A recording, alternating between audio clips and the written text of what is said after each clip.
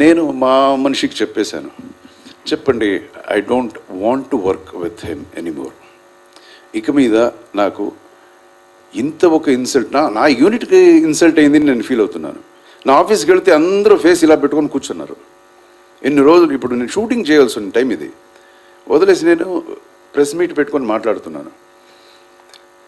ఇప్పుడు ఏదో వచ్చి ఆయన మీద నేను చెప్పి ఇది కాదు sir, this is not my cup of tea. 4ంటికి పక్కింటో మనం షూటింగ్ చేసే లొకేషన్ పక్కింటోడు గొడవ అయితే కూడా ఆపేస్తాం. And it's not a big deal. సడన్గా యూనియన్ స్ట్రైక్ అవుతుంది, షూటింగ్ ఆపేస్తాం. నేను I have been producer, I have been director.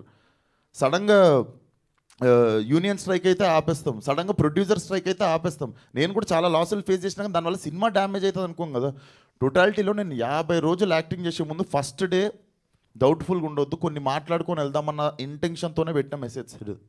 Insult చేసినానైతే నేను అనుకోలేదు సార్.